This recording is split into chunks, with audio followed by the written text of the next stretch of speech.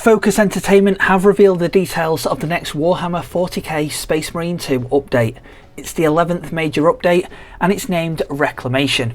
Today we're going to go through the details of this patch.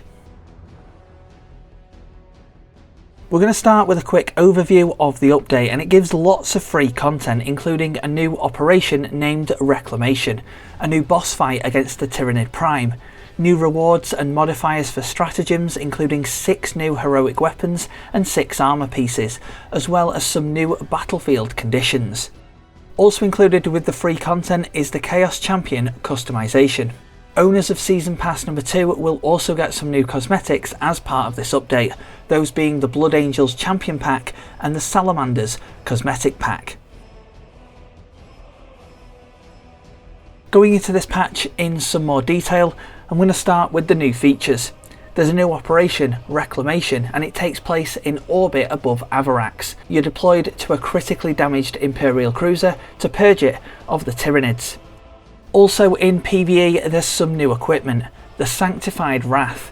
Upon use, the player's melee damage will be increased by 25% for 15 seconds, and you're also immune to knockbacks. This piece of equipment has seen a slight change from its use in the public test server, as the amount of charges has been increased from 1 to 2. Over 40 new battlefield conditions have been added, which will freshen up the gameplay. There's new heroic items, and these include 6 heroic weapons and 8 armour pieces that you can unlock with accolades. The heroic weapons include changes to the heavy bolt pistol, heavy bolter, instigator bolt carbine, bolt sniper rifle, power fist and the thunder hammer, while the armour pieces include helmets and pauldrons. As mentioned at the start of this video, there's also new content as part of the Season Pass. The Blood Angels Champion Pack, which includes a tactical champion, the jump pack for the assault class, and a new skin for the chainsword. The Salamanders Cosmetic Pack has also been added, and the customization of Chaos classes is now available in PvP. The game has also received some new gameplay and balancing tweaks.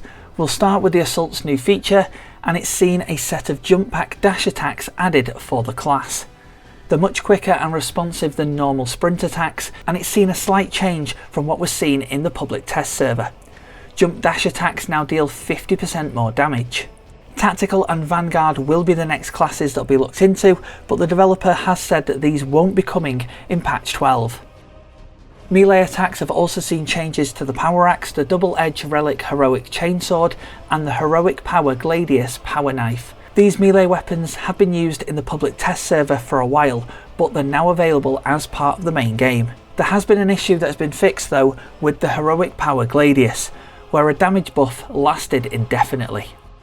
It's not just melee weapons, firearms have also been looked into. The Heavy Bolt Rifle base damage has been increased by 13%. The Heroic Combi Melter Bolt Rifle has seen its damage increased by 15% for both the Bolter and Melter firing modes, and the Multi-Melter has seen a change that allows the players to shoot from a standing position immediately after firing from the blind. The Bolt Pistol's base damage has been increased by 13.5%, and the Volkite Pistol's base damage and the explosion damage for this weapon has also been increased by 10%. Of course, the public test server does see regular changes, but the ones that have stuck as part of the patch 11 update to weapons has seen the Heroic Heavy Bolt Pistol increased gun strike damage by 20%. There's also slightly more ammo capacity for this weapon, and the Heroic perk will now instantly kill enemies that are calling for reinforcements.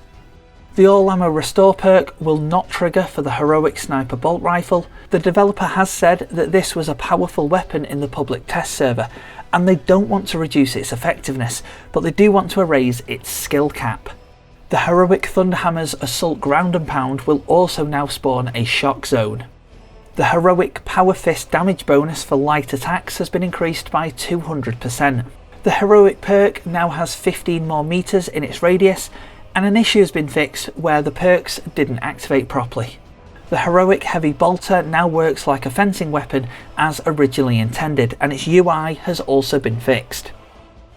There's also been changes to the various classes. The patch notes themselves will be linked in the video description and in the pinned comment, and they will go into this in more detail, but to summarise, Tactical has seen the Signal Jammer perk reworked. The Sniper class has seen the precision targeting now work against extremists and terminus level enemies. Guardian Protocol has seen its cooldown removed, and Ambush now slows down enemies for 10 seconds. The Bulwark class sees the cooldown for emergency countermeasure decreased from 90 to 45 seconds, and this is quite a significant decrease. The Vanguard class has seen the grapnel launcher damage now scale based on difficulty.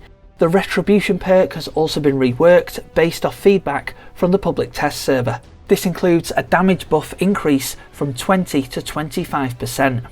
The Moving Target perk has also been reworked along with the Tenacity perk. This includes a fix to the interaction between the Shockwave perk and Tenacity, causing double damage scaling. Collateral damage sees increased damage by diving kick to 50%. Finally, the Assault class sees the Active Attrition perk being reworked. Instead of enemies taking 15% more damage for 3 seconds, if the attack is executed while sprinting or dashing, 25% more damage will be dealt for 5 seconds. Battlefield conditions was one of the key points noted within the patch summary. These are on screen for you now, but basically Great Responsibility sees an increased HP bonus from 100 to 150%. Retirement Barge reduces the HP debuff from 66 to 50%. Poorly Fitted Suit reduced damage by 33%. Equipment Malfunction restricted from appearing on the Exfiltration mission. Surgical Strike debuff damage by 15%. And the Extreme Challenge increases the spawn cooldown of extremist enemies. There's been some general gameplay quality of life changes as well. Increased netcode damage cap. The developers have said that this has had to be done, but it could open up a huge can of worms for gameplay balancing. But it is something that they're keeping their eyes on. Further changes in terms of gameplay: the sniper damage buff from the cloak ability lasts a little bit longer.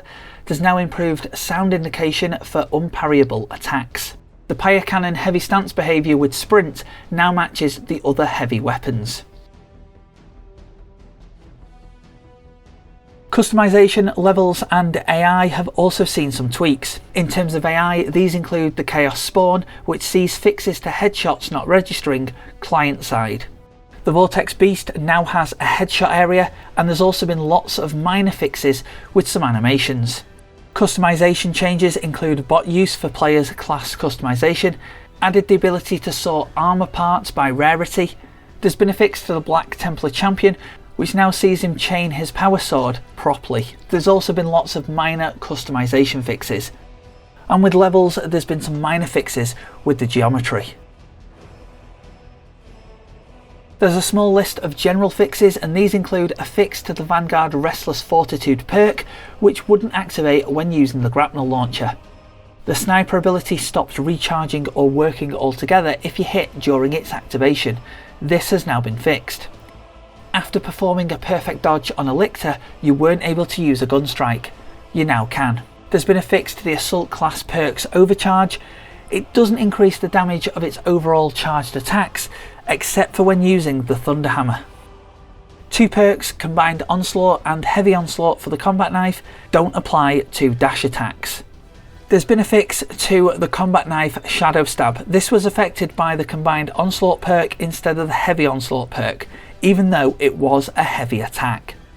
The Power Sword has seen 3 fixes. The Speed Restoration perk, Contested Health Restoration, is swapped between Power and Speed. Power Restoration doesn't apply to the restoration bonus of the 4th attack from the Slashing Blade perk, and the 3rd attack in the light combo sometimes missed in some cases. This has now been fixed. The Thunderhammer also sees 2 fixes regarding the overcharge of the Assault class perks. Finally, in terms of general fixes, these things happen in every single patch, but there's been lots of minor bug, localization, UI and sound fixes, memory optimizations, crash fixes and general stability improvements, as well as general connectivity improvements. So that was everything included in patch 11, the Reclamation update for Warhammer 40K Space Marine 2. Let me know how you're finding it in the comments below, and there'll be more Space Marine 2 videos coming on the channel soon, so if you don't want to miss any of those, consider subscribing for more.